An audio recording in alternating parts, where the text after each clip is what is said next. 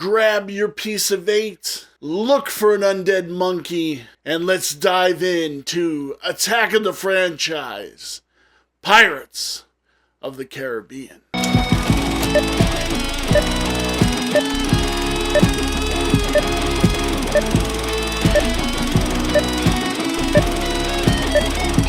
How's it going, guys? Welcome to VFG Movie Reviews, and this is my review of Pirates of the Caribbean, The Curse of the Black Pearl. Guys, this is part of the Attack of the Franchise where we are covering all the Pirates of the Caribbean movies. Yes, I am super excited for this.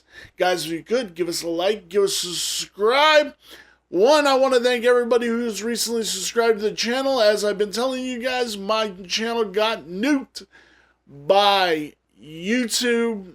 I don't know what happened, but I'm seeing kind of things going back to normal, so I just want to credit it to you guys. But remember, click the notification bell. Make sure you are subscribed to the channel. Go look, be like, am I subscribed to VFG or am I just getting it fed to me? Make sure you're subscribed. That's all that matters in this world, guys. No, I'm joking. But I appreciate you. Now, let's get right into this review.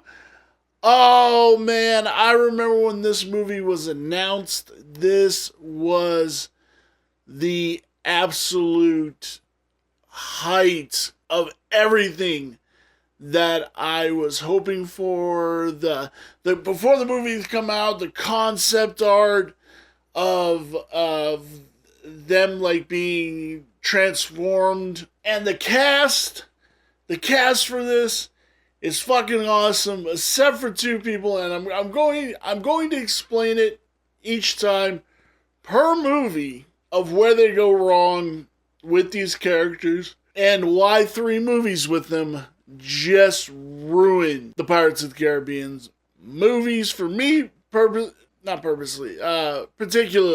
But our cast, we have Johnny Depp playing Captain Jack Sparrow. We have Jeffrey Rush playing Hector Barbosa. We have Orlando Bloom playing Mr. Turner. We have Keira Knightley playing Elizabeth Swann. We have Jonathan Pryce playing Governor Swan. Jack Davenport as Lord Norrington. And a slew of other great actors within this movie. So I want to tell a side story about this. The boat that they steal, the Interceptor. One of my trips, I don't think I have a picture of it. If I do, I'll show it right now as I'm telling this. But when we went up to Seattle, we took this boat trip, and we got to see the Interceptor. It was docked in Seattle, along with a bunch of the other crab boats from Deadliest Catch. When I worked for the Hard Rock Hotel, Jerry Bruckheimer, the producer of this film, this is also directed by Gore Verbinski, chef's kiss, great director. I don't think it was the first year. I think it was the second film. He brought his hockey tournament to the Hard Rock, and we held it. I think they held it there for the first 5 years. So most of the pirates in this movie, Lee Allenberg, Mackenzie Cook, who played Rigetti, the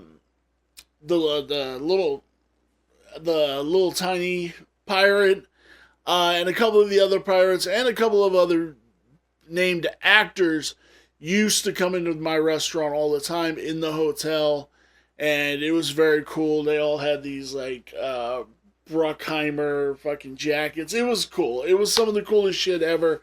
Those are some good, interesting stories. I have some stories about celebrities that I will get to down the road when I start doing stuff like that. But like I said, I was hyped for this movie. I love Johnny Depp. He's not always good in what he does, but man, he just took this character and ran with it. He goes to Disneyland dressed up like Captain Jack and does the Jack impersonators and like messes with people and everything. And it was really cool. And I remember when they were adapting the movies into the Pirates of the Caribbean ride, he would go hang out down there. And a lot of that imagery was used in this movie, especially when they get to Tortuga. The selling the wenches and all that stuff, all that imagery was used in the film, which is really fucking cool, which I really doped. But ultimately, like everything that they got to do in this film, the cursed treasure, I have one of the pieces. I have one of the pieces right here. Mine, I've had this for fucking so long. It's like almost worn out.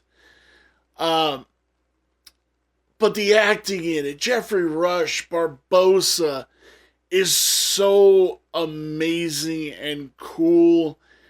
And what Johnny Depp brings to this role, and it is truly just a masterclass in great character acting. So now, in this movie particularly, Orlando Bloom and Keira Knightley are cool characters. But overall, I hated their love story. I hate that it spanned over 3 goddamn movies, which made no sense. Give it up to Gore Verbinski for going with it. But man, it fucking was annoying. I absolutely hated it. I don't think I've ever been that big of a fan of Orlando Bloom or Keira Knightley. And I was today years old finding out that Keira Knightley played one of Padme's handmaids in Phantom Menace. Fucking A, right? You know? Things you learn. And it's cool. And I love that. And I'll have that fucking little bit of information from my whole life. I just don't... I don't think they worked for these movies. Orlando Bloom's cool, but the way... And I know this is part director, this is part actor, but the way he was acting in this movie, in all 3 of the movies, is just so not how somebody would act. Like in the first movie, he's got to go save Mrs. Elizabeth Swann because he loves her. But in the later films, and we'll get into it, he just comes off that, I got to do this all by myself. But no, you're a part of a couple now, and you should be talking to her and stuff. And like, it just kind of gets fucking a little annoying for me, particularly. And I really didn't like it. But overall, the cast is great on this movie. Just an absolute, like I said, masterclass in character work, storytelling, design. The design is off the charts. I'm a huge Pirates fan. Not just Pirates of the Caribbean, which is my all-time favorite ride, and I always hit that ride up first but when I go to Disneyland. But like Pirates in general, Captain Kidd, like all those people, Blackbeard, fucking, all those are fucking dope as shit. And we're going to have some issues with Blackbeard, but that's a couple of episodes away. Where are the rankings? The ratings. God, why do I keep saying fucking rankings? The ratings for Pirates of the Caribbean, The Curse of the Black Pearl. Letterboxd has it at a 4.0 out of 5. Rotten Tomatoes has it at a 79 critic score, 86 audience score, and IMDb is housing it at an 8.1 out of 10. But where does this lie on my 5-star review scale? The story is a 4. The cinematography is a 3.5. The characters are a 4.5. The design is a 5, which brings our total to 4.25. Guys, let me know down below. Are you a fan of the Pirates of the Caribbean franchise? I can't wait to get to the other movies for you guys. Again, give us a like, give us a subscribe. Thank you guys so very much. Make sure you're hitting that notification bell. Share this with your nerdy movie friends. And if you don't have any movie friends, I am more than happy to be your movie friend. I love you guys. Thank you so very much. Now I'm going to go try to find that monkey. Bye.